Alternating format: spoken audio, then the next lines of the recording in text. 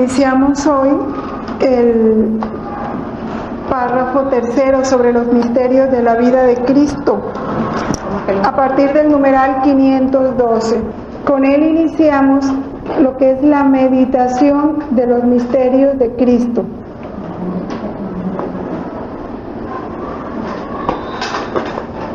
Dice el catecismo que el credo no es que hable mucho de los misterios de la vida de Cristo.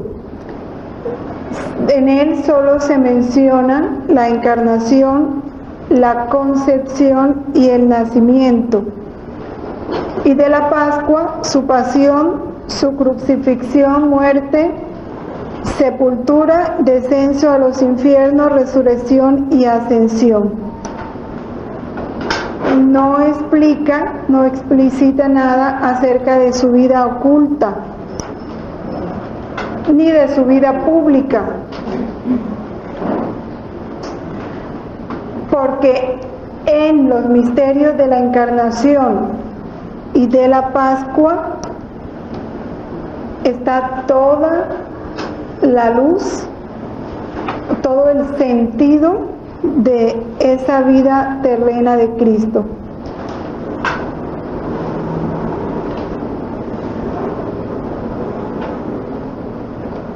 Dice el libro de los Hechos de los Apóstoles en el capítulo 1: todo lo que Jesús hizo y enseñó desde el principio hasta el día en que fue llevado al cielo, hay que verlo a la luz de los misterios de Navidad y de Pascua. Todo hay que verlo a la luz de los misterios de la Navidad y de la Pascua.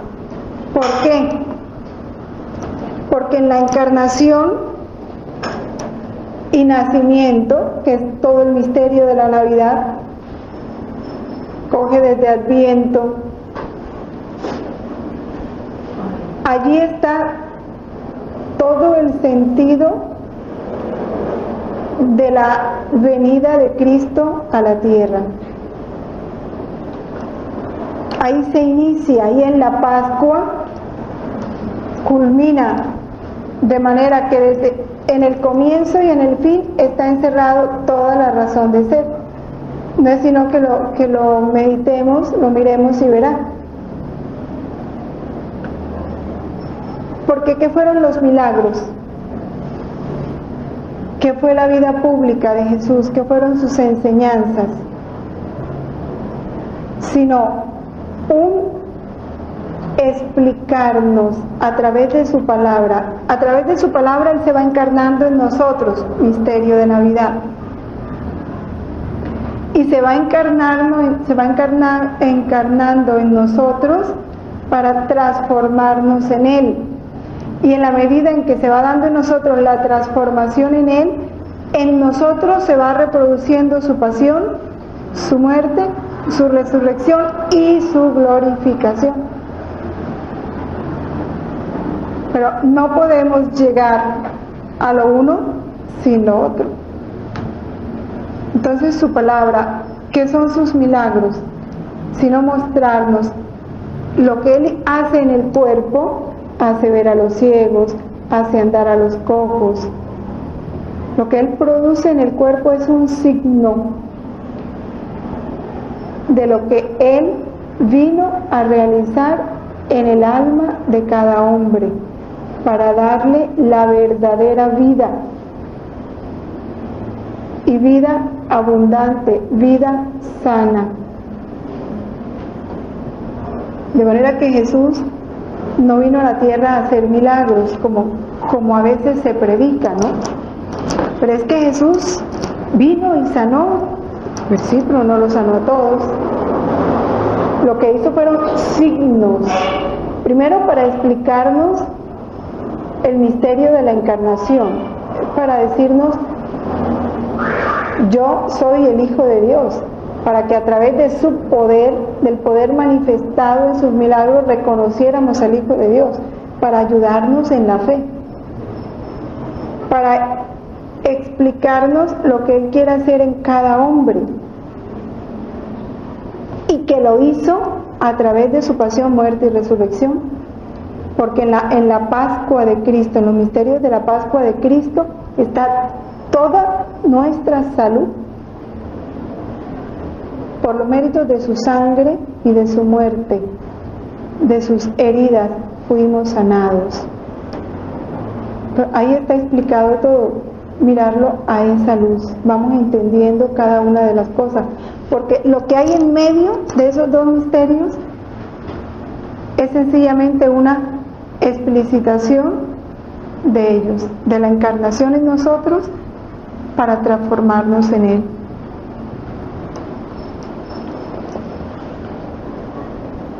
Por eso dice, el que quiera seguirme, niéguese. ¿Sí? Tome su cruz y síganme. Porque para Él poder encarnarse en nosotros, tenemos nosotros que negarnos para dejarlo a Él ser. De lo contrario, no se da eso en nosotros.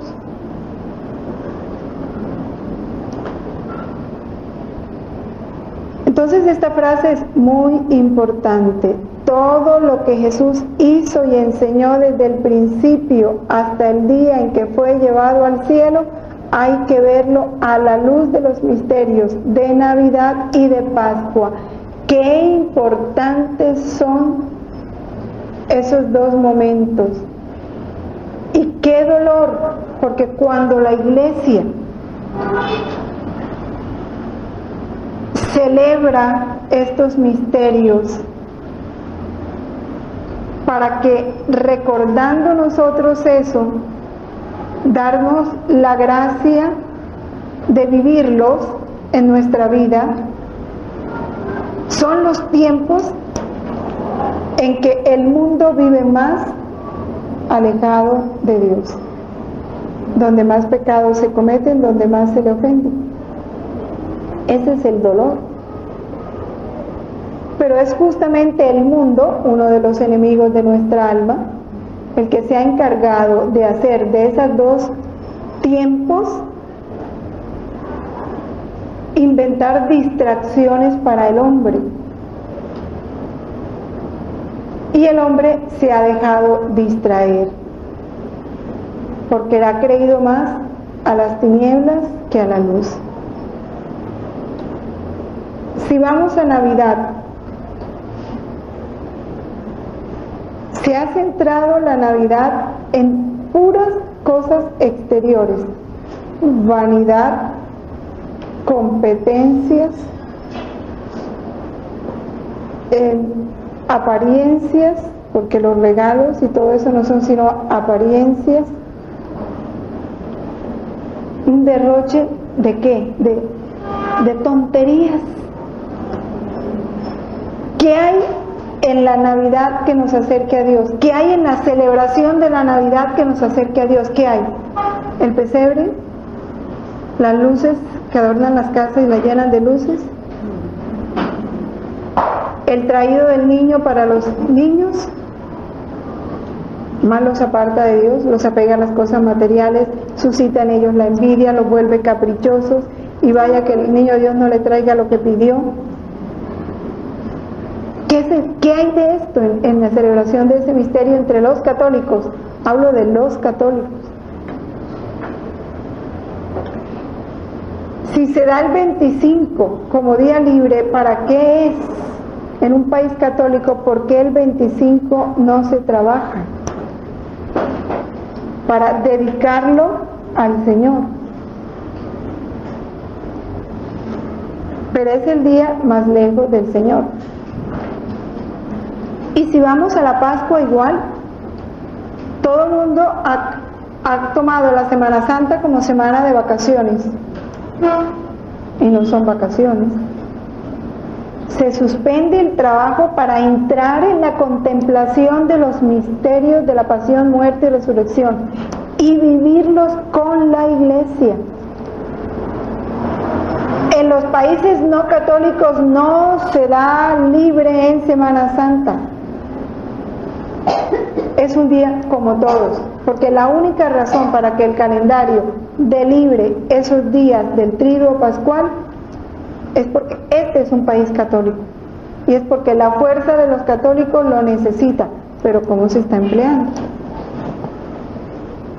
Ese es el dolor de Dios, porque a un católico de China no tendrá que dar cuenta a Dios de esos días.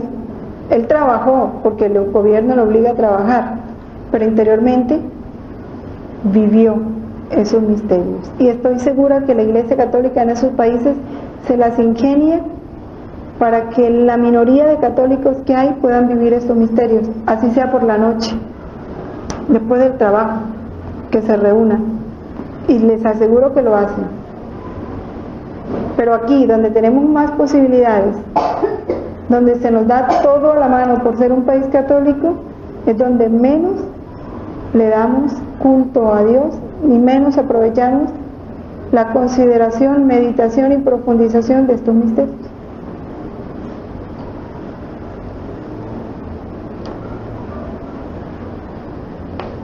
Estos misterios constituyen una gran riqueza para la catequesis. La catequesis, el centro de la catequesis es Cristo y por supuesto los misterios de Cristo. Entremos pues primero, cuando hablamos de la palabra misterio, ¿qué significa la palabra misterio?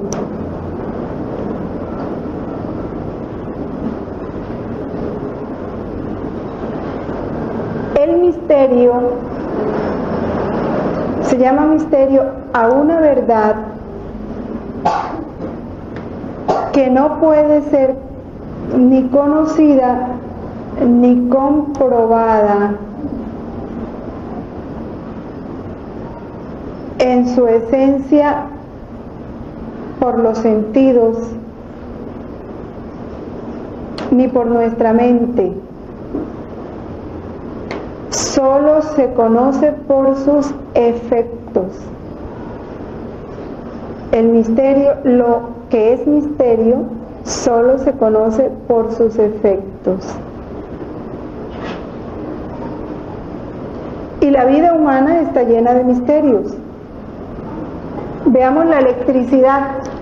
¿Quién puede explicar cómo es la electricidad?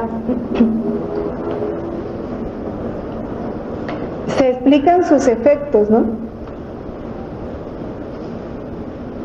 Produce luz, produce fuerza, efectos.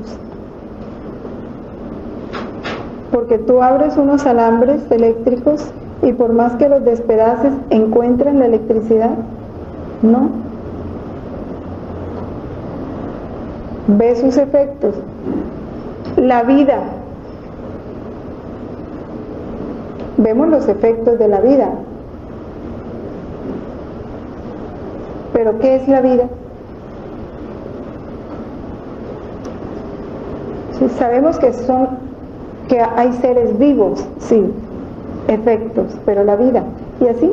Entonces, ese es un misterio, una verdad que solo se conoce por sus efectos, pero que en su esencia nosotros no podemos ni comprenderla, ni explicarla, ni analizarla. Ese es un misterio. Si en la vida humana se dan misterios, ¿cuánto más en la vida de Dios? ¿Sí? Que está por encima de nuestro entendimiento, de nuestras facultades, por encima de nosotros en todo sentido.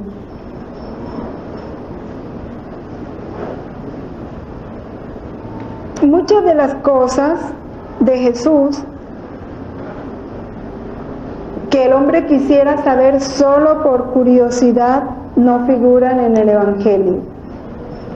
Y es la pregunta típica sobre todo de los muchachos.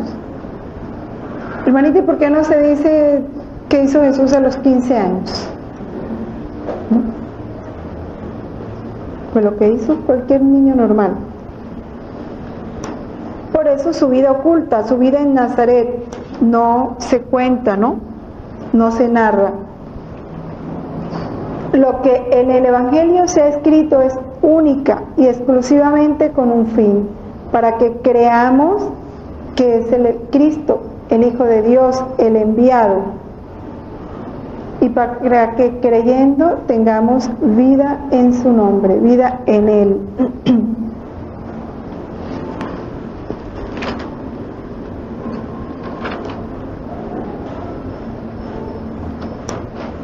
Tenemos que tener en cuenta que los evangelios los escribieron hombres que pertenecieron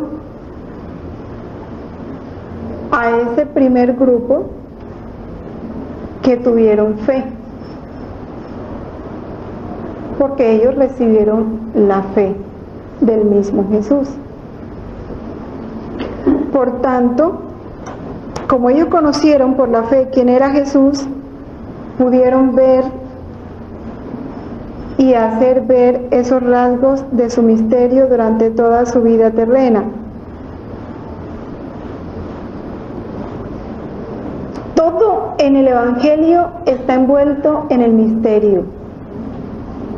Y por eso nosotros tenemos que entrar a las Sagradas Escrituras con un respeto, con una humildad, con una apertura al Espíritu, para que sea Él el que nos conduzca y nos desvele los misterios. Si entramos con una inteligencia soberbia, pagada de sí misma, no vamos a entender la verdad de Dios. Posiblemente entenderemos lo que creemos que es nuestra verdad, pero no la verdad de Dios. Miren lo que dice el Catecismo: desde los pañales de su natividad. Y cuando lo dice, tiene un gran sentido. Desde los pañales hasta el vinagre de su pasión y el sudario de la resurrección. Y todo en la vida de Jesús es signo de su misterio. Todo es un signo.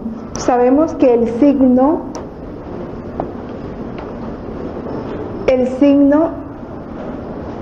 expresa, ¿sí?, y contiene aquello que significa.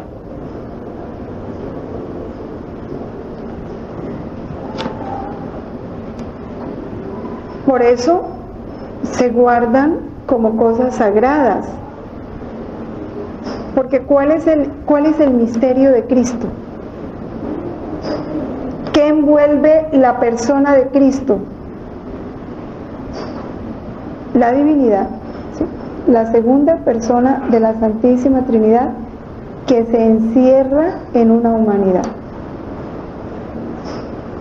Y como no olvidemos eso que veíamos en los capítulos anteriores, como esa segunda persona de la Santísima Trinidad es inmensa, no puede limitarse a una humanidad. Por eso, en la humanidad de Cristo, su divinidad se desbordaba, porque la divinidad es inmensa. Entonces, todo lo que esa humanidad tenía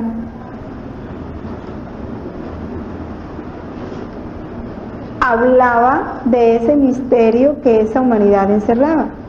Todo un Dios hecho hombre. Y eso lo sabía María, y no podemos desconocer que todo en la vida de Cristo, todo, así como dice el Catecismo, desde los pañales hasta el vinagre que le dieron en la cruz, como el sudario, todo estuvo dispuesto perfectísimamente por el Padre para bien nuestro. O sea, tiene un significado para nosotros. Es signo. Todo signo tiene un significado.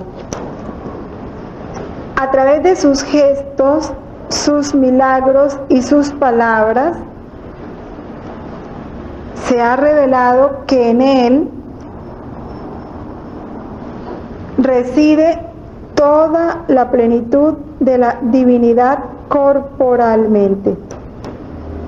Segunda persona de la Santísima Trinidad. es que es algo muy, pero muy grande. Por eso dicen algunos santos, algunos padres de la iglesia, que eso fue lo que los ángeles no soportaron y por eso se rebelaron. Ver a un Dios hecho hombre para salvar al hombre. Es que el solo contemplar esto es para que uno viva de rodillas en profunda gratitud. Es que ¿quiénes somos nosotros para que Dios se haya bajado a salvarnos? Por eso su humanidad aparece como el sacramento, el signo y el instrumento de su divinidad y de la salvación que trae consigo. Lo que había de visible en su vida terrena conduce al misterio invisible de su filiación divina y de su misión redentora. Por eso todo está envuelto en el misterio, ¿no? Lo visible, los pañales, nos tienen que conducir a descubrir a través de eso lo invisible. Sus gestos, sus miradas. Y desde esta verdad es que hay que escuchar el Evangelio, sabiendo que cada palabra, cuando Él dice que ni una coma, ¿sí?, quedará sin su cumplimiento, o sea, tiene inmenso valor y afecta el que la modifique. Imaginémonos toda la carga de valor sagrado y divino que tiene cada palabra del Evangelio. Y ahí, en la medida en que nosotros vamos abriéndonos a esto, vamos dejando la superficialidad al escuchar la palabra, porque vamos entrando en el misterio de esa palabra que es este mismo Jesús. Es el mismo que se nos da.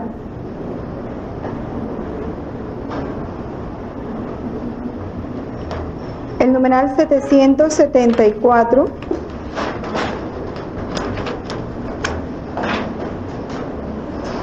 nos habla de la palabra griega mysterium, en latín lo colocan lo mismo, mysterium y sacramentum. Es el signo visible de la realidad oculta de la salvación indicada por el término misterio.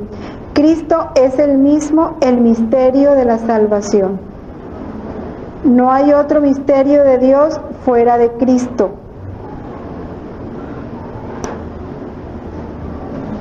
La obra salvífica de su humanidad santa y santificante es el sacramento de la salvación, que se manifiesta y actúa en los sacramentos.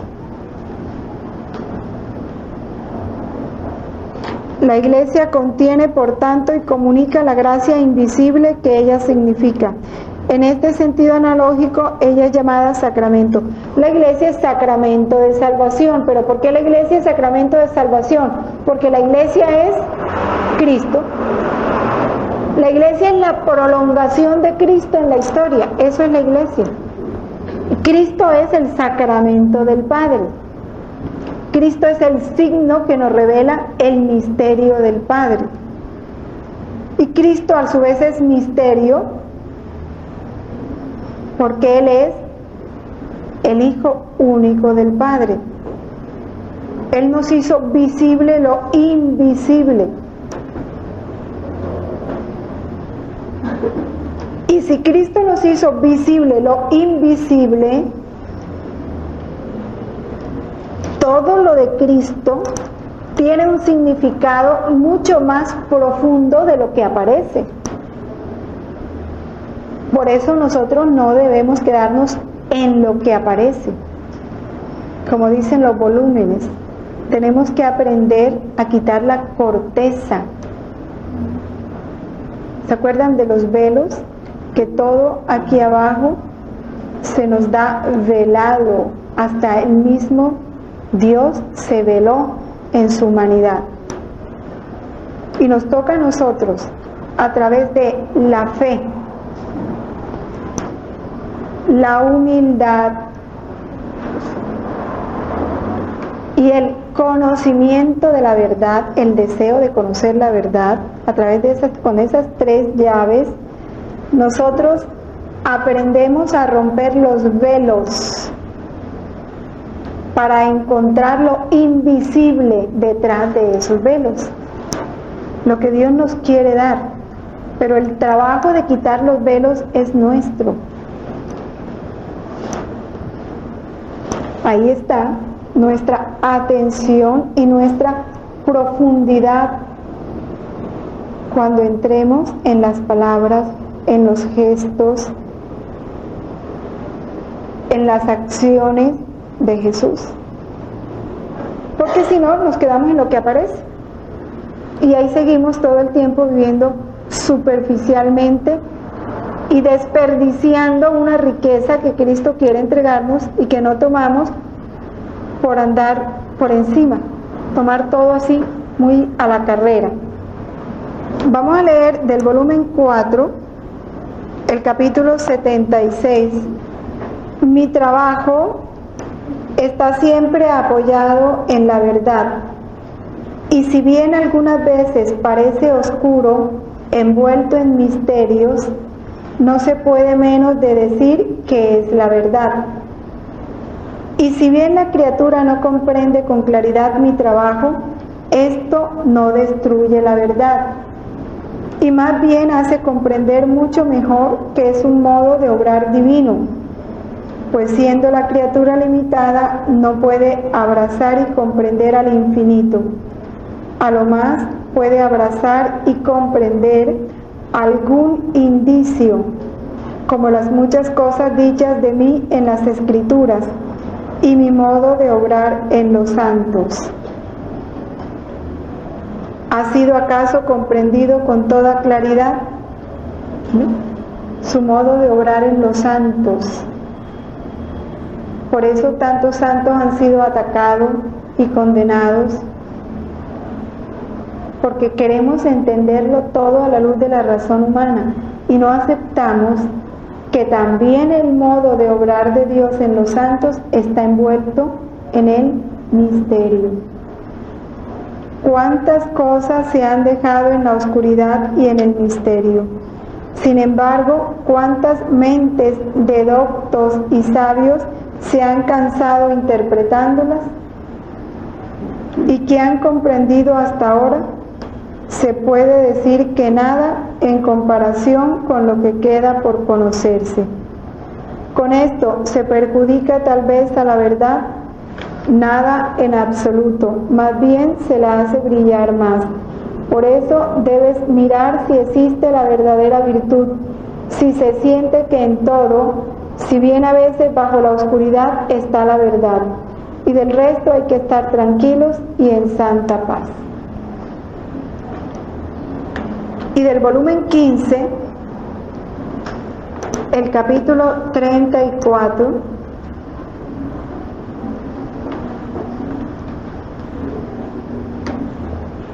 dice lo mismo que nos dice el catecismo: todo lo que hizo nuestro Señor contiene lecciones sublimes.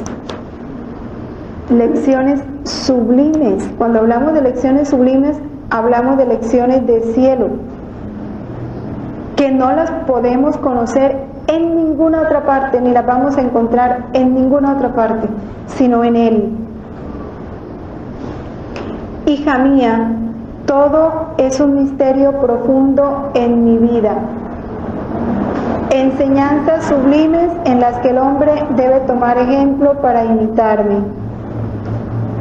Tú debes saber que era tanta la soberbia de los judíos especialmente la santidad fingida que profesaban, creían que bastaba con presentarme a ellos y decir que me habían encontrado culpable y reo de muerte para que Pilato les creyera, y sin hacerles pasar por ningún interrogatorio debía condenarme, tanto más que estaban tratando con un juez gentil que no tenía conocimiento de Dios ni conciencia. Cuántas enseñanzas sublimes, cuántos misterios profundos en mis palabras. Cada alma debería decirse a sí misma, en las penas y dolores, en las humillaciones y abandono de todos. Aquí hay un ruido, por favor. Cuando practique las verdaderas virtudes, oigan, voy a repetir esto, cada alma debería decirse a sí misma, en las penas y dolores, en las humillaciones y abandonos de todos, cuando practique las verdaderas virtudes. ¿Qué debe decirse cada uno? Este es mi reino, no sujeto a perecer, nadie me lo puede quitar. Es más, mi reino es eterno y divino, semejante al reino de mi Jesús. Mis dolores y mis penas me lo certifican y hacen que mi reino sea más fortificado y aguerrido, y nadie podrá hacerme la guerra en vista de mi gran fortaleza. Este es el reino de la paz que deberían ambicionar todos mis hijos.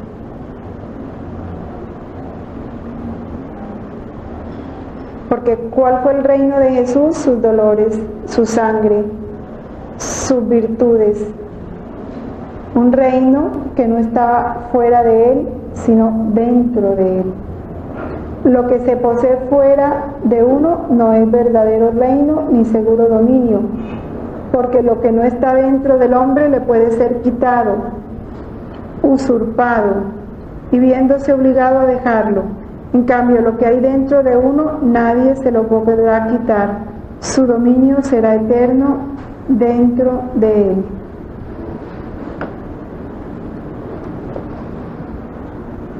Del volumen 20, el capítulo 12,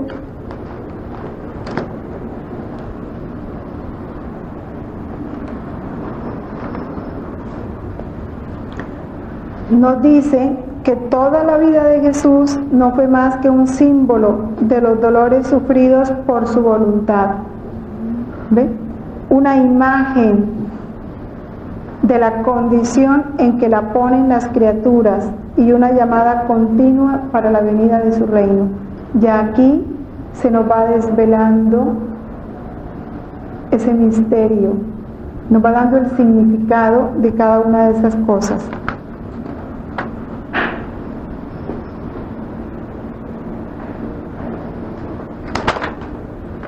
Cuando yo vine a la tierra, quise con mi existencia demostrar toda la premura que yo tenía de que el hombre pusiera fin a su voluntad. Quise nacer a medianoche para despejar las tinieblas de la noche en que él vivía y para hacer salir el resplandeciente sol de la voluntad divina que estaba escondida en mi pequeña humanidad. Todo tiene un significado, la hora en que nació, el ambiente que había cuando nació.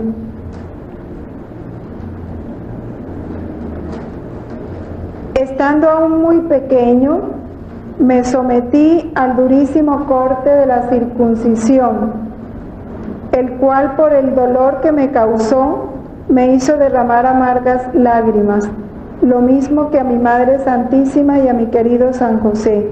Con este corte era mi intención que las almas se unieran a mí, cortando con su voluntad humana, y que le dieran vida en sí misma a mi voluntad. Como niño quise huir a Egipto, una voluntad tirana inicua, símbolo de la voluntad humana, la cual quisiera hacer desaparecer la mía. Hizo de todo para matarme, y yo me escondí para decirle a las almas: huyan de la voluntad humana si quieren que la vida divina esté en ustedes. Sí, Toda mi existencia no fue más que una continua llamada para todos hacia la divina voluntad.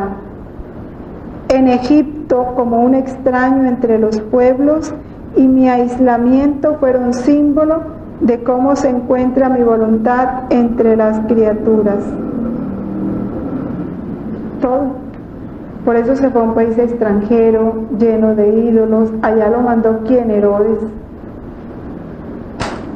Ese es el destierro que el hombre le ha hecho a él con la voluntad humana.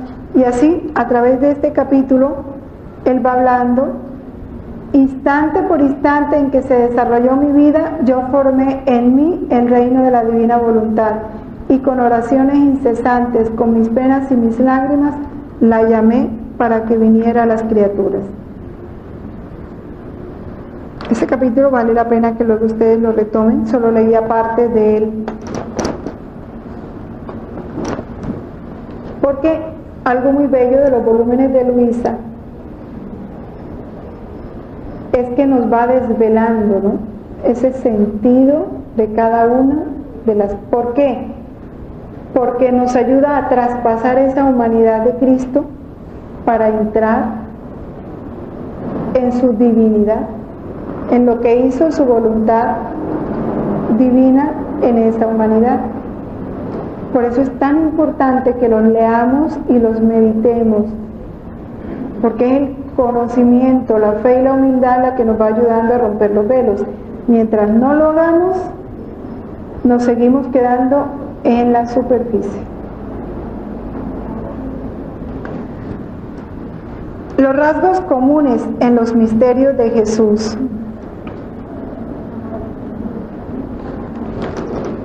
Hay tres muy importantes.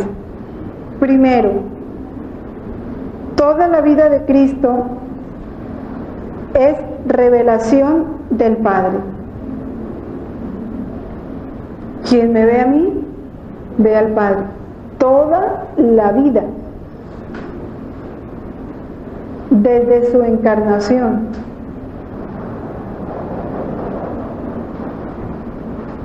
Y esta verdad debe irse haciendo una luz tan grande en nosotros,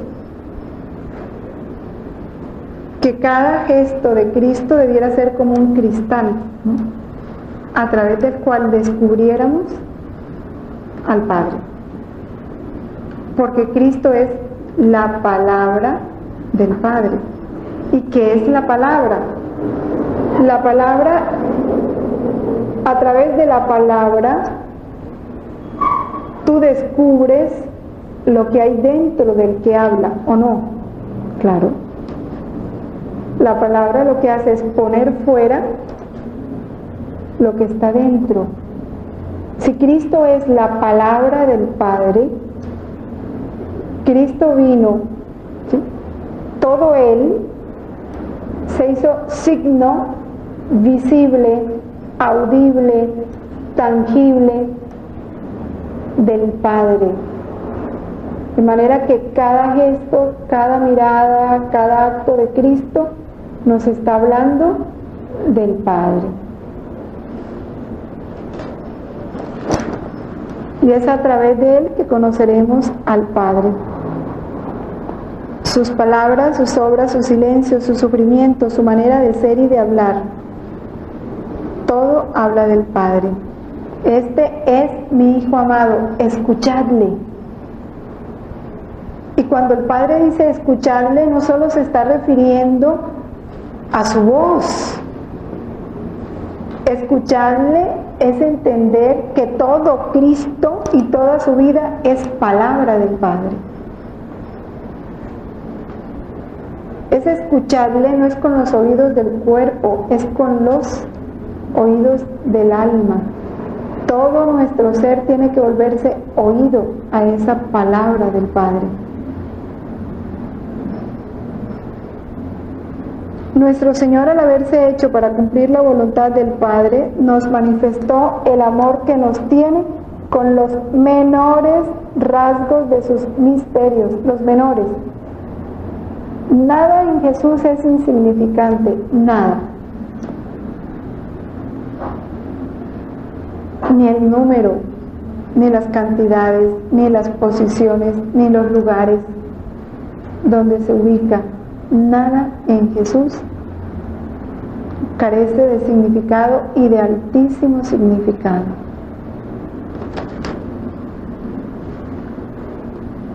Ese es un rasgo común. Toda la vida de Cristo es revelación del Padre. Un segundo rasgo común. Toda la vida de Cristo es misterio de redención.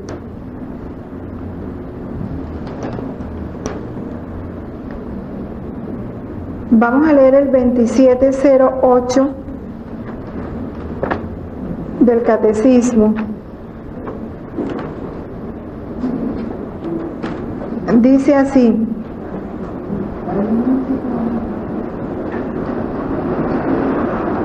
la meditación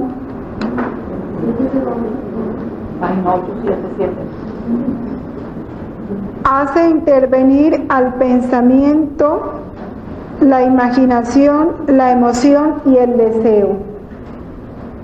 Esta movilización es necesaria para profundizar en las convicciones de fe, suscitar la conversión del corazón y fortalecer la voluntad de seguir a Cristo. La oración cristiana se aplica preferentemente a meditar los misterios de Cristo. Y esa es la única razón de ser del rosario, la meditación de los misterios. Por eso no son importantes ni 10, ni 20, ni 30, ni 50 Ave Marías. Y no lo digo yo, lo dice la Iglesia. En todas las cartas y encíclicas que hablan del misterio de María y del rosario, el Papa insiste en eso. Es la meditación de los misterios de la vida de Cristo. Si meditaste el misterio y solo rezaste una Ave María, ya se dio el objetivo del rosario. Pero puedes rezar 80 y 100 y 150 Ave Marías, pero si tu mente y tu corazón no se centraron en el misterio, miren lo que dicen, es que es bien importante. La meditación, ¿qué es meditar? Hace intervenir al pensamiento, la imaginación, la emoción y el deseo. Esta movilización de esas tres cosas, imaginación, emoción y deseo, o sea, sentimiento, es necesaria para profundizar en las convicciones de fe, suscitar la conversión del corazón y fortalecer la voluntad de seguir a Cristo. Si no hay esos resultados, sobre todo fortalecer la voluntad de seguir a Cristo, no podemos decir que estamos meditando. Como en la Lectio Divina o en el Rosario. La Lectio Divina es el oficio divino. Esta forma de reflexión orante es de gran valor, pero la oración cristiana debe ir más lejos, hacia el conocimiento del amor del Señor Jesús y a la unión con Él. La meditación es solo un medio. El fin es llegar a la unión. Es decir, a no tener que estar sacando ratos para meditar. El llegar a la unión es llegar a permanecer en oración, permanecer en el amor. Ese es el fin. Yo no puedo quedarme en el medio. Y eso es lo que no se ha entendido en los católicos. Cuando se habla de la verdadera oración. Y es un gran engaño y peligroso. Peligroso porque los deja en la tibieza creyendo que están muy bien. ¿Por qué los deja en la tibieza? Porque se convierte en una oración rutinaria, mecánica, de pronto llena de emociones, pero que no mueve a la voluntad, a la imitación de los misterios de Cristo, al amor, a crecer en el conocimiento y en el amor de Dios, y no la mueve a la unión con Dios. Si eso no se va dando en la vida, revisa tu oración. No estás orando, estás recitando fórmulas, estás haciendo unas tradiciones. Recordemos que el problema de los judíos fue ese. ¿Cuál fue el problema de los judíos? Ese. Estaban tan estructurados en sus prácticas religiosas y eran tan fieles a sus prácticas religiosas y tan heroicos en realizar sus prácticas religiosas que se creían y los creían muy buenos. Por eso, cuando llegó Jesús, no lo conocieron. No había una voluntad. Su oración no había movido su voluntad. No los había llevado al crecimiento de una unión con Él. No los había llevado a crecer en el amor. Porque cuando se crece en el amor a Dios, se decrece en el amor a sí mismo. Pero lo contrario, cuando no se crece en el amor a Dios, se crece en el amor a sí mismo, en la soberbia. Por eso, ¿por qué Jesús dice en el Apocalipsis? Porque no eres ni frío ni caliente, porque eres tibio, estoy para vomitarte de mi boca. ¿Por qué lo dice? Por eso. Porque ¿cuál es el problema de la tibieza? Que hace sentir muy bien al alma. La hace sentir muy bien, la hace creer que está muy bien. Y lo esencial, la aparta de lo esencial, que es el conocimiento, el amor a Dios y la unión con Dios. Ese es el fin. Por eso el fin, la misa no es un fin. La Eucaristía no es un fin, son medios. Y si eso no nos está llevando al fin, hay que revisar cómo se están viviendo esos medios. Estamos perdiendo el tiempo, es lo que nos dice aquí el catecismo. La redención nos viene ante todo por la sangre de la cruz. Nos lo confirma Efesios 1:7.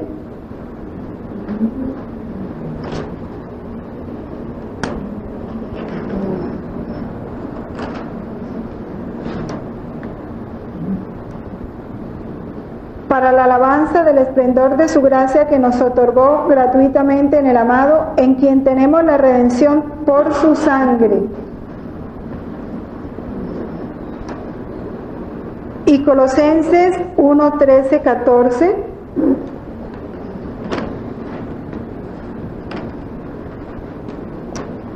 El Padre nos libró del poder de las tinieblas y nos trasladó al reino del Hijo de su amor, en quien tenemos la redención y la remisión de los pecados, que es la imagen de Dios invisible, primogénito de toda criatura.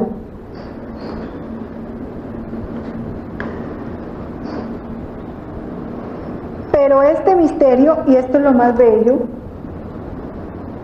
para que guardemos en el corazón, este misterio, ¿cuál? De la redención, está actuando en toda la vida de Cristo. La redención no se hizo solo en la pasión y en la muerte. El misterio de la redención se obró en toda la vida de Cristo.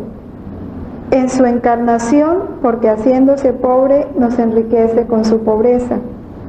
En su vida oculta, donde repara nuestra insumisión mediante su sometimiento. ¿Cuánto nos dice la vida oculta de Jesús? Hoy que todo el mundo quiere ser recordado, estimado, tenido en cuenta, sobresalir, ser aplaudido. ¿Por qué Jesús huyó de todo eso? Para reparar ese no querer someternos a lo que el Padre quiere de cada uno de nosotros. En su palabra que purifica a sus oyentes, en sus oraciones y en sus exorcismos, por los cuales Él tomó nuestras flaquezas y cargó con nuestras enfermedades, en su resurrección por medio de la cual nos justifica. Cada gesto de Cristo, cada momento de Cristo era una donación de amor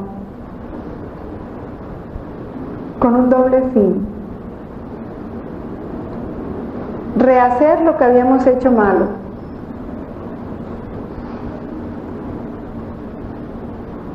y no solo pagar la deuda por eso malo que hicimos, pagó la deuda y rehizo lo malo que hicimos. Le dio al Padre la gloria que nosotros no le dimos, llenó el vacío de amor que nosotros estábamos y habíamos producido.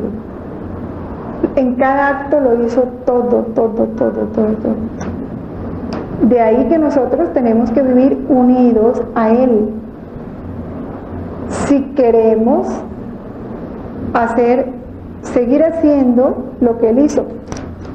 ¿Qué quiere decir eso? Si queremos ser verdaderos miembros del cuerpo de Cristo, miembros sanos, miembros activos, miembros que le den vitalidad a ese cuerpo, tenemos que hacer lo que Jesús hizo. No que somos prolongación de Él aquí en la tierra. Y para hacer lo que Él hizo, tenemos que vivir en Él, fundidos en Él. Esa es la razón de ser de este reino de la voluntad de Dios nosotros.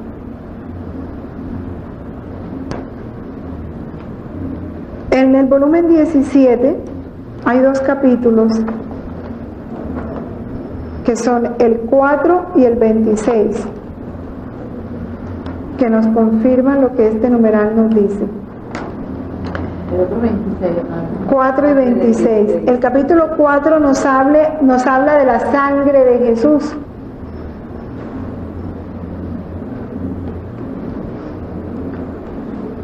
Luisa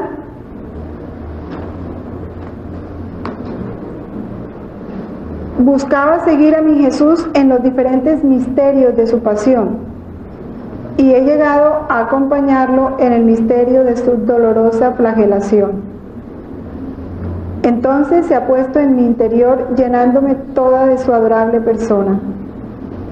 Yo al verlo le quería decir mi duro estado, pero Jesús, imponiéndome silencio, me ha dicho: hija mía, recemos juntos. Hay ciertos tiempos tan tristes que mi justicia, no pudiendo contenerse por los males de las criaturas, quisiera llenar la tierra de nuevos flagelos.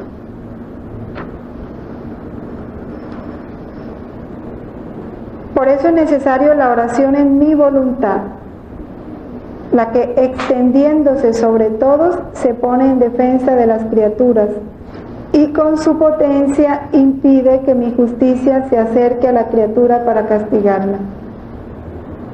Es un escudo, ¿no? Cómo era bello y conmovedor oír rezar a Jesús.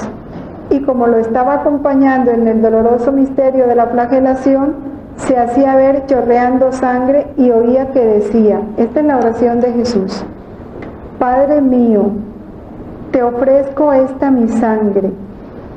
Haz que esta sangre cubra todas las inteligencias de las criaturas y haga vanos todos sus malos pensamientos, que apague el fuego de sus pasiones y haga resurgir inteligencias santas.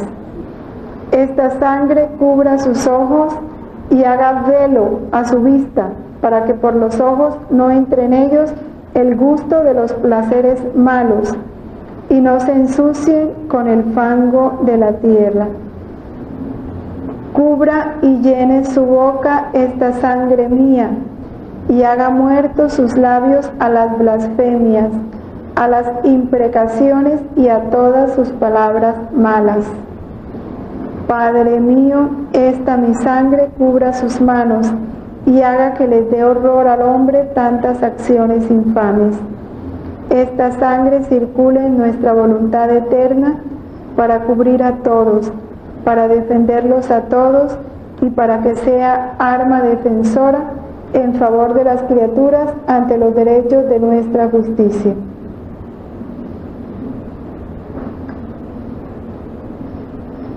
Yo creo que es el mejor regalo de amor y amistad que podemos dar al mundo. Unirnos con Jesús en esta oración para con Él vivir esta redención en todos los hombres, hacer llegar los frutos de la redención a todos. Porque ¿qué más? Es el verdadero amor, ¿no? No olvidemos que el amor en Dios es darse a sí mismo, y el amor en el hombre es dar a Dios. Si no se da a Dios, no hay amor. Y el capítulo 26.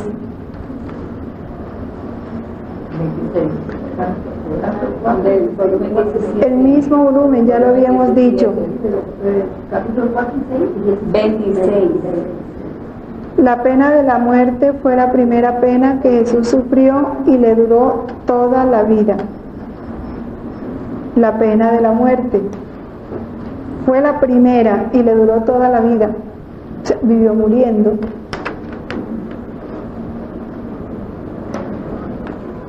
Las penas que sufrí en este seno virginal de mi mamá son incalculables a la mente humana. Pero ¿sabes tú cuál fue la primera pena que sufrí desde el primer instante de mi concepción y que me duró toda la vida? La pena de la muerte.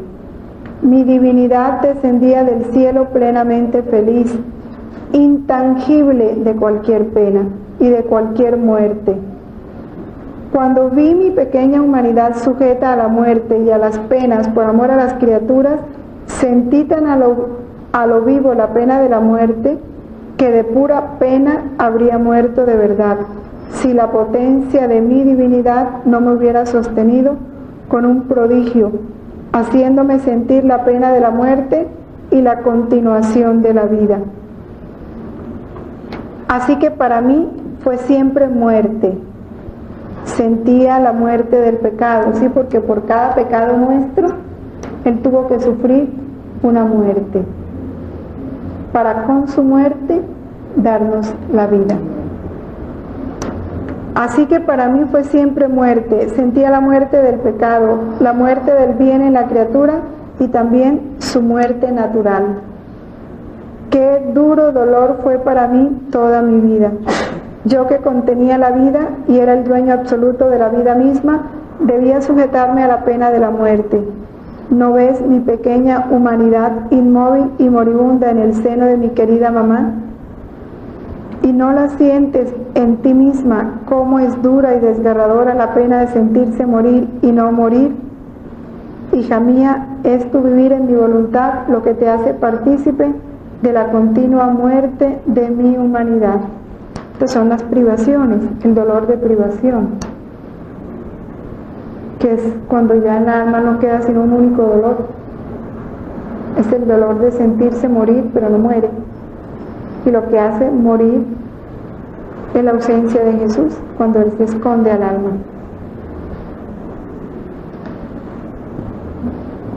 Y el tercer rasgo común, el primero, Jesús hace visible al Padre, nos revela al Padre. El segundo, su vida es un misterio de redención. Y el tercero, todos la vida de Cristo es misterio de recapitulación. ¿Qué significa eso? ¿Qué es recapitular?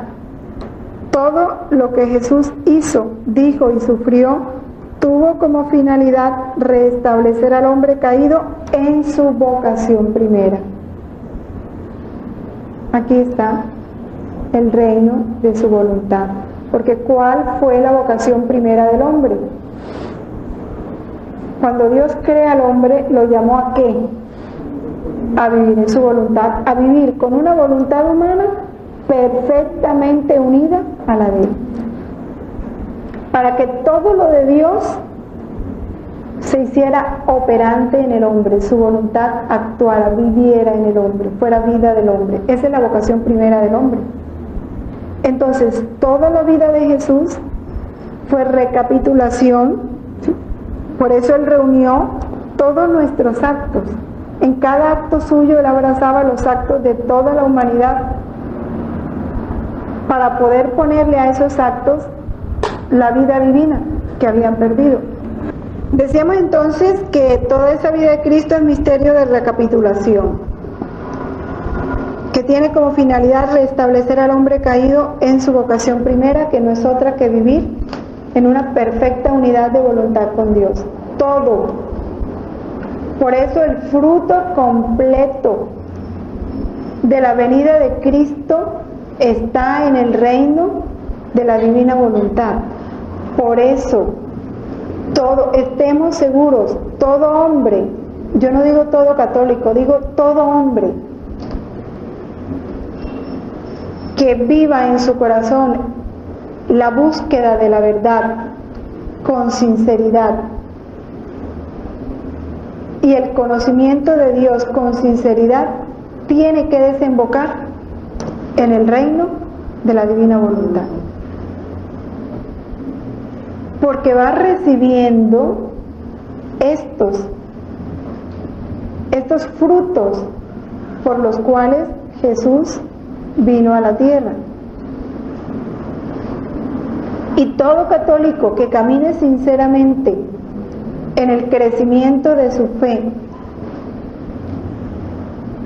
aunque todavía no tenga deseos de ser santo, pero esté viviendo sinceramente los conocimientos que ha recibido, la verdad que ha aprendido, Dios le va enseñando, le va mostrando esta verdad, y entonces aprenderá que su meta es la santidad, no la salvación. Porque a través de esta verdad lo va conociendo. ¿Creen ustedes que un católico que medite el catecismo, que lo medite, tiene que llegar a este conocimiento? Tiene que llegar a este conocimiento. Y Dios es tan bello que se nos adelanta y nos lo da, dijéramos, en dosis más rápida, más condensada y más sencilla en los volúmenes. Pero ya está en la verdad de la Iglesia. Vamos a leer el volumen 16, capítulo 8.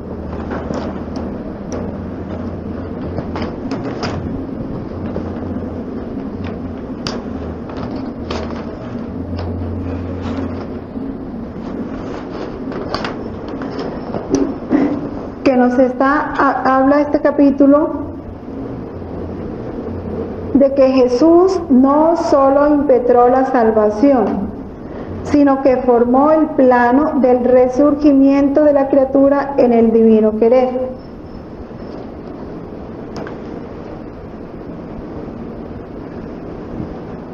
Dice, y como mi humanidad no se separó nunca de mi divinidad, sobre este germen de mi mismo querer que encontré en mi divina madre, formé el gran plano de la voluntad humana en la divina voluntad.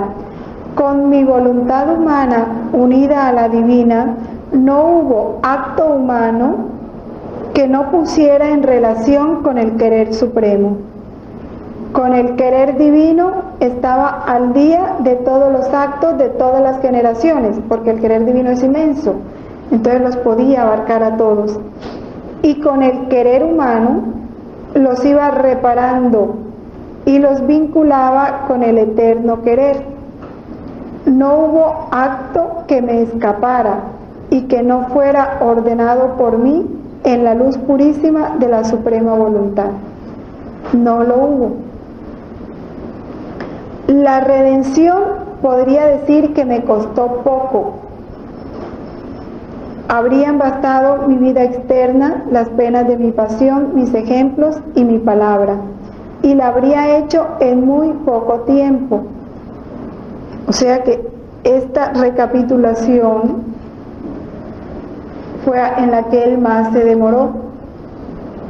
Pero para formar el gran plano de la voluntad humana en la divina, para unir todas las relaciones y vínculos por ella despedazados, tuve que poner todo mi interior, toda mi vida oculta, todas mis penas íntimas, que son por mucho más numerosas y más intensas que mis penas externas y que aún no son conocidas. Basta decir que no era el solo perdón lo que impetraba la remisión de las culpas, el refugio, la salvación, la defensa en los graves peligros de la vida del hombre, como lo impetré en mi pasión, sino que era el resurgimiento de todo su interior. Yo debía hacer surgir ese sol del querer eterno que, atando con fuerza raptante todo el interior del hombre, aún las más íntimas fibras, debía conducirlo al seno de mi Padre Celestial como renacido en su eterno querer. ¿Cómo me fue más fácil impetrar la salvación que reordenarle su interior en mi supremo querer? Igual para nosotros, la salvación, salvarnos, eso es fácil.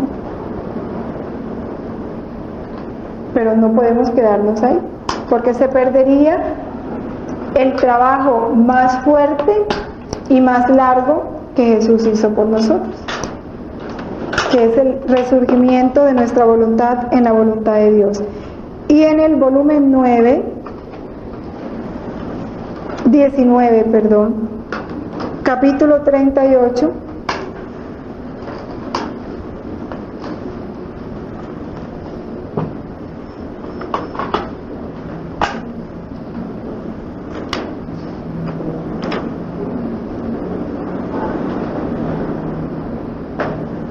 ¿por qué nuestro Señor al venir a la tierra no manifestó el reino de su querer?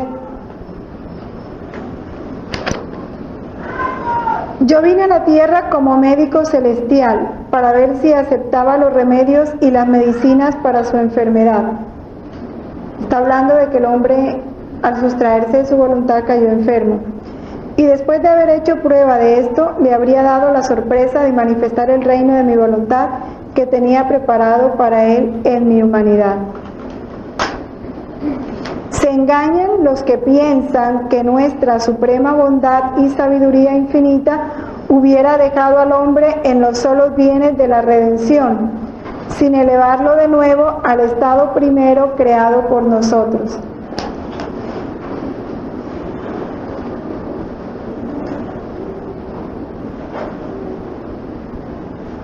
Eso es lo principal para Dios, esa es su mayor gloria, el restablecimiento de su reino.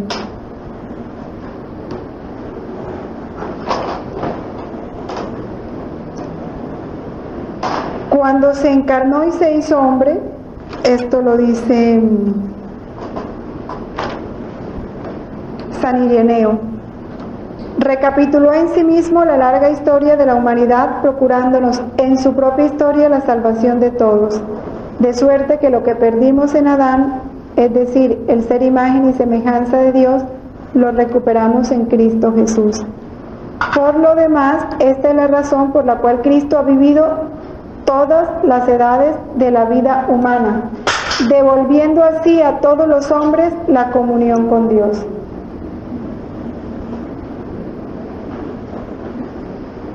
Todas las edades, desde la concepción.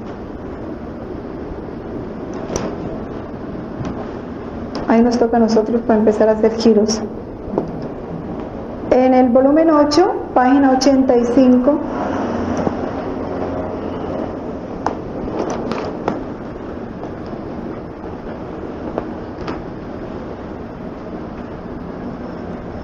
voy a leer párrafos cortos y ya ustedes en su casa lo complementan. Del 6 de septiembre de 1908. Hija mía, quise que mi carne fuera esparcida en pedazos y que mi sangre fuera derramada de toda mi humanidad para reunir a toda la humanidad dispersa. Va dándole el significado a cada acto externo. En realidad, con hacer que todo lo que de mi humanidad fue arrancado, carne, sangre, cabellos, etc., en la resurrección nada quedará disperso, sino todo reunido de nuevo en mi humanidad. Fue para que yo reincorporara a todas las criaturas en mí. Así que después de esto, quien de mí queda disperso es por su obstinada voluntad, pero por lo que de mí se arranca para perderse, porque ya estamos en él. Y en el volumen 18, la página 17, el capítulo 17,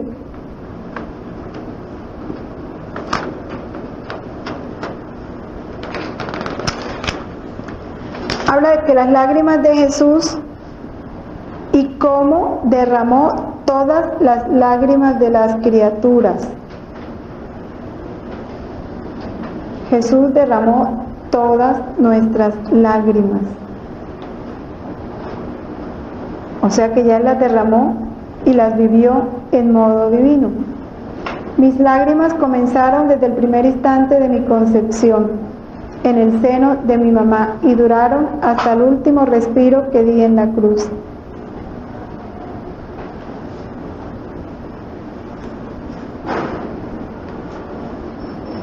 Habiendo concebido todas sus almas en mí, debía yo derramar de mis ojos todas sus lágrimas. ¿Ves entonces cuánto debí llorar? Debí derramar de mis ojos las lágrimas que las criaturas derraman por pasiones, a fin de que mis lágrimas apagaran sus pasiones. Debí derramar las lágrimas que se necesitan después del pecado para darles a todas el dolor de haberme ofendido y el convencimiento de haber hecho mal. Debí derramar las lágrimas para enternecer a las almas, para hacerlas comprender las penas de mi pasión. Bueno, y ahí va explicando todas las lágrimas que él derramó.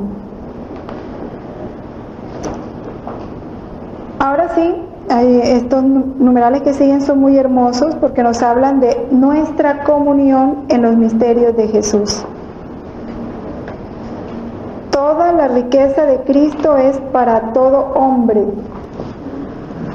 y constituye el bien de cada uno. Ojalá subrayemos bien estas palabras, pero no en el libro, sino en el corazón. Toda la riqueza es para todo, para bien nuestro. Todo. Cristo, Catecismo número 519. Cristo no vivió su vida para sí mismo, sino para nosotros. Por eso Cristo es el te amo del Padre para nosotros. Porque en Cristo Jesús, Dios hizo concreto ese te amo para cada uno en especial. Nos amó en sus lágrimas, nos amó en sus llagas, nos amó en su sangre. Porque cada lágrima de Cristo era un regalo de amor del Padre para nosotros. Cada gota de sangre, todo Jesús es un regalo del Padre para nosotros. Desde que nació hasta que murió y resucitó. Y todavía sigue siendo ese don del Padre para nosotros, porque es nuestro abogado cerca del Padre, estando siempre vivo para interceder en nuestro favor. Él es el que se hace, dijéramos, intercesor permanente para arrancarnos la misericordia del Padre. Con todo lo que vivió y sufrió, permanece presente para siempre ante el acatamiento de Dios en favor nuestro. ¿Qué es la Eucaristía? Un Jesús que instante tras instante se ofrece al Padre en bien de nosotros. Se quedó ahí para ofrecerse al Padre, para interceder por nosotros permanentemente, porque eso hace en la Eucaristía. Y está ahí para consolarnos, para ser nuestro médico, nuestro amigo, nuestro consejero, nuestra fuerza, es todo.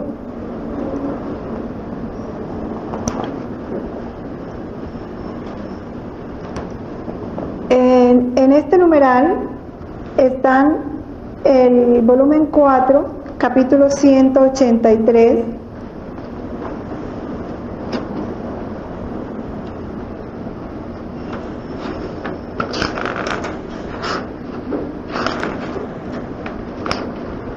que nos dice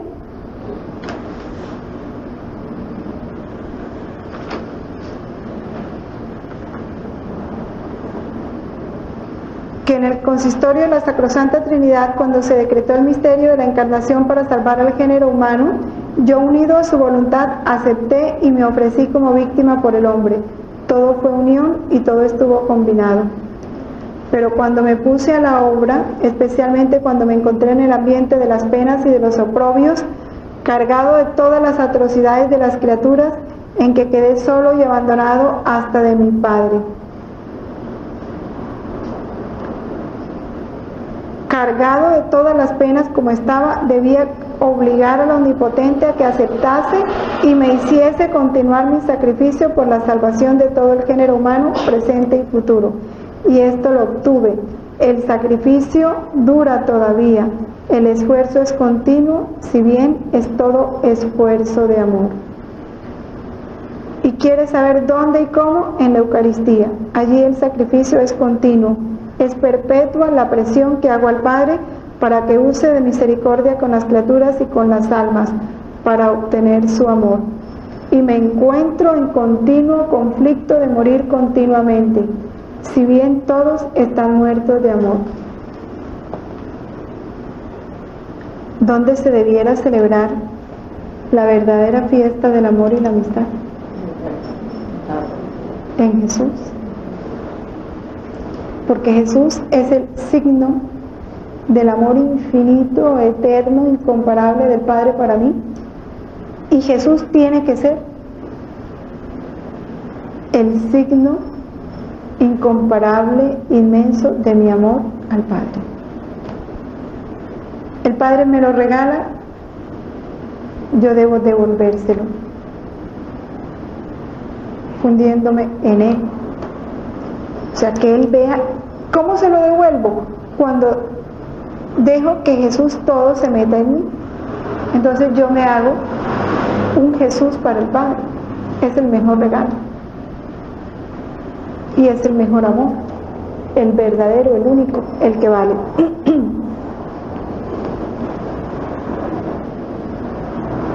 También en este numeral está el volumen 15, capítulo 30.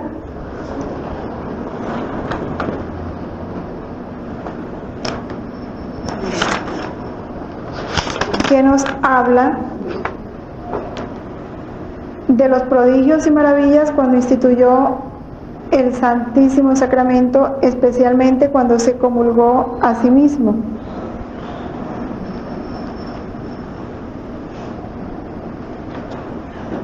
Que fue lo más hermoso porque precisamente se comulga a sí mismo para darse la correspondencia que nosotros no le podemos dar en nombre de todos. De ahí lo importante que es nosotros comulgar a Jesús en Jesús. De manera que cuando vayamos a comulgar ya no seamos nosotros, sino Él en nosotros, para que Él reciba el homenaje que realmente merece, el homenaje divino, no un homenaje humano. Y en el capítulo 5 del versículo 18, perdón, el capítulo 5 del volumen 18. Volumen 18. Sí. La traba se me lengua, ¿no ven? Ustedes me emocionan mucho.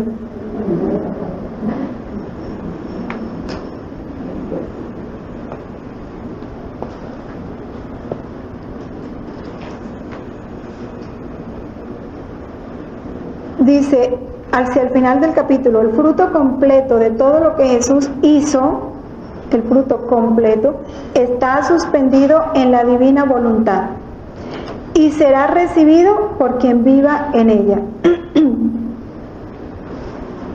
Todo está suspendido, el fruto completo no ha sido tomado por las criaturas y espero a quienes deben vivir en mi querer para que no esté ya más suspendido, sino que derrame sobre ellos para darles el fruto completo, pues solo quien debe vivir en mi voluntad hará que no continúen suspendidos mis bienes. Por eso entra en cada uno de mis actos y de mis penas, para que mi voluntad se cumpla en ti. Entre tú y yo no quiero cosas suspendidas, ni tolero no poderte dar lo que quiero. Por eso quiero encontrar en ti mi misma voluntad, para que nada pueda oponerse a lo que quiere darte mi misma voluntad. El numeral 520.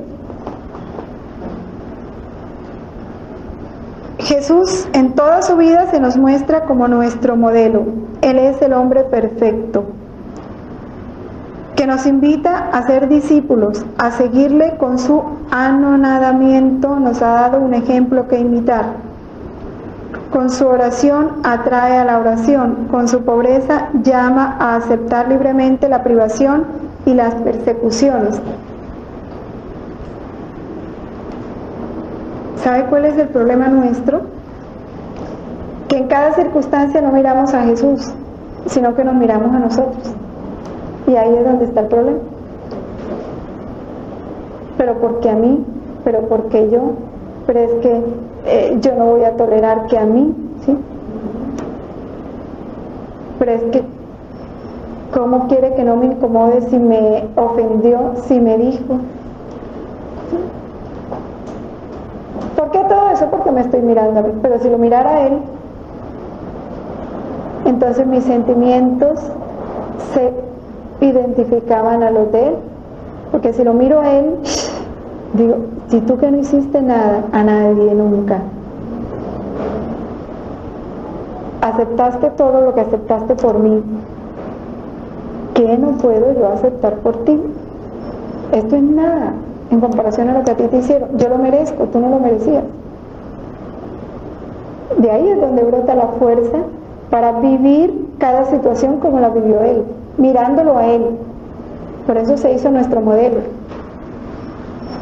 Por eso no debemos bajar nuestra vista de él. Pero a eso llegamos si mantenemos en nuestro corazón el recuerdo de sus misterios. Por eso las horas de la pasión nos ayudan y nos introducen en eso. Meditarlas con frecuencia.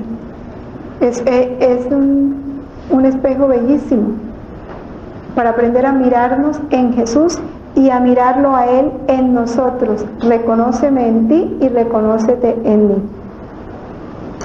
El 521. Todo lo que Cristo vivió hace que podamos vivirlo en Él y que Él lo viva en nosotros. Esto en el lenguaje de los volúmenes de Luisa, Él lo insiste así. En cada circunstancia, reconóceme en ti, o sea, reconoce que estoy dentro de ti y reconócete en mí, reconócete dentro de mí. Que Él lo viva en nosotros. A pensar en mí, a sufrir en mí, ¿sí? Sufriendo en mí. El Hijo de Dios con su encarnación se ha unido en cierto modo con todo hombre. Estamos llamados a no ser más que una sola cosa con Él, una sola cosa con Él.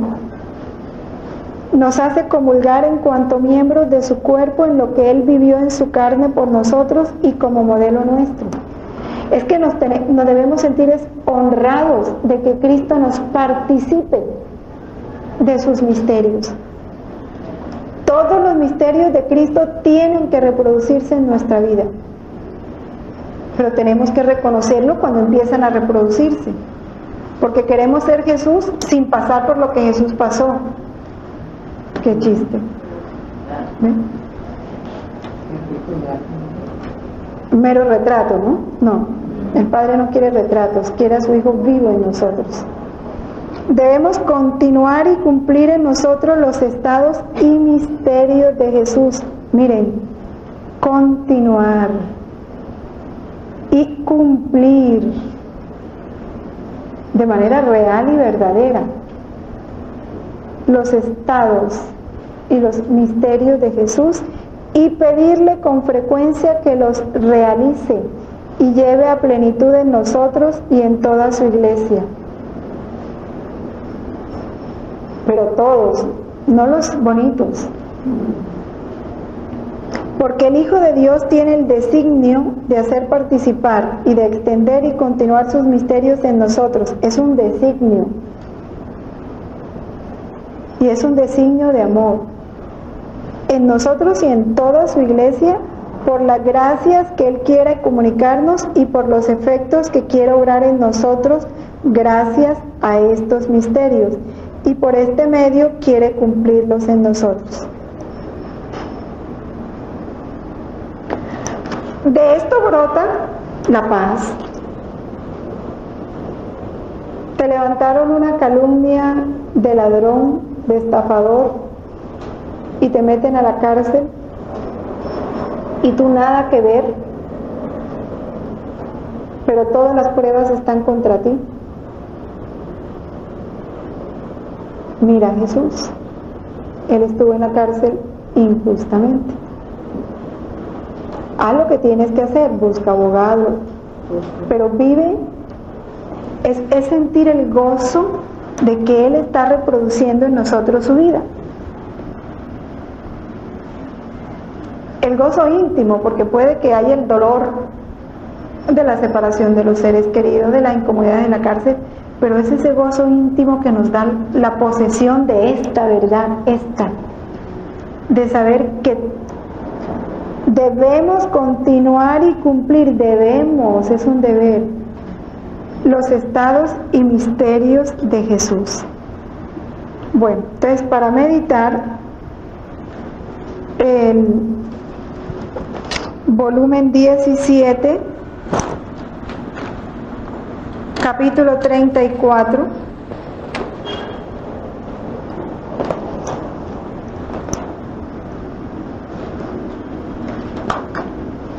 que dice que todo lo que Jesús hizo, tanto para gloria del Padre como para el bien de las criaturas, quedó depositado en la divina voluntad, la cual lo conserva todo en acto con todos sus efectos. Con todos sus efectos. O sea, todos los bienes están ahí contenidos. Y en el volumen 4, el capítulo 11,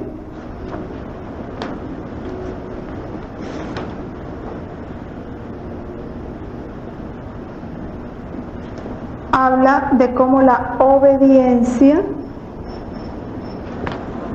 fue toda para Jesús.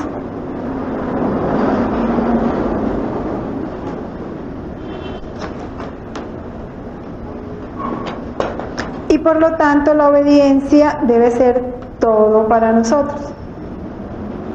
La obediencia fue todo para mí y quiero que la obediencia sea todo para ti.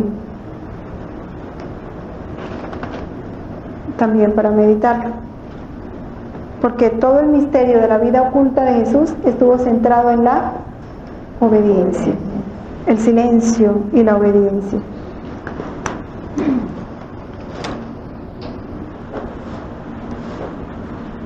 Vamos entonces a terminar recordando la necesidad de en su casa tomar nuevamente estos numerales del catecismo con la Biblia en la mano y los volúmenes y ya profundizarlos, meditarlos, porque aquí es difícil, difícil darle la profundidad que se quisiera por cuestiones del tiempo y el límite del cassette y demás. Aquí solo se dan unas pautas de reflexión y cada uno en su casa lo complementa. En el nombre del Padre, del Hijo, del Espíritu Santo.